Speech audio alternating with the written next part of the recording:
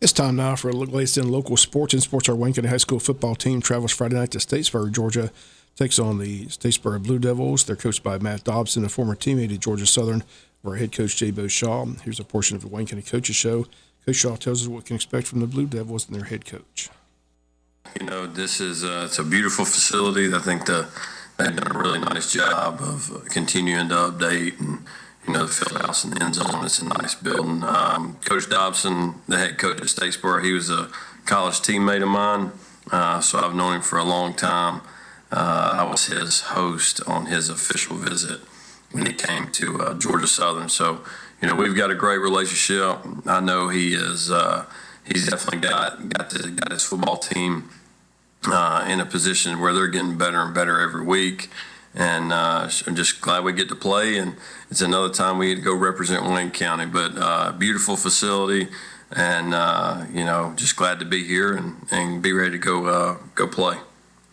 Talking to him, has he found out what's wrong with Statesboro football the last so? I mean, I told Joe and I had this conversation. It was not long ago when Statesboro was playing for state championships, and they were just dominant in their classification, but they've kind of fallen off. They went for a local coach. They had they just can't seem to get it going. Somebody said they're splitting athletes between the other schools, but you think with Georgia Southern football, you know, Statesboro High School would be rejuvenated. Yeah, I'll tell you, even when I was in school at Georgia Southern, you know, on Friday nights that place was packed, and they were very successful and making deep playoff runs. And you know, I know this. I don't know the ins and outs of what's going on, but I do know that Coach Dobson, you know, he stands for the right things. We believe in a lot of the same things as far as, you know, how to coach a team and get a team ready to go and trying to flip a program. And, you know, this being his first head job, you know, I think he'll do a great job. He was a great high school player. He was a great high school or college player, and he's made of the right stuff. So I got a ton of respect for him, his staff, and what they're trying to do as far as flipping a program. Been there, done it.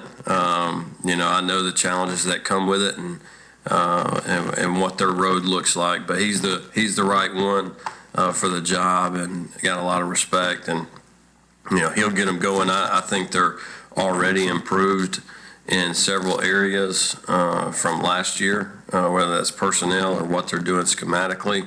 I do think that they're improved in spots last year, and he'll continue to get them better. And once again, the game is Friday night at Statesboro High School. Tickets available only on GoFan.com beginning Thursday. Coverage begins with the Wayne County Coaches Show at 6:30 on Friday. Our pregame from Statesboro at 7. Kickoff 7:30. Again, a reminder, stay tuned for the postgame show after the ball game, which we talk with Coach Jay Shaw, get his thoughts about the ball game. Varsity girls softball game scheduled for Tuesday was rained out. Today they're scheduled a JV varsity doubleheader. The JV hosts Glen Academy at 4, then the varsity today at home against New Hampstead. We'll bring you that varsity game for you this afternoon, weatherman permitting.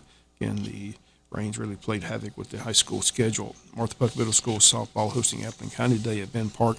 That's at 4:30 this afternoon. High school sports schedule, again, continues to move around with the latest weather. And volleyball wasn't expected to play yesterday, but they did. Again, they took on both Pierce and Long County. Pierce wins 2-0. Wayne County defeats Long County 2-1.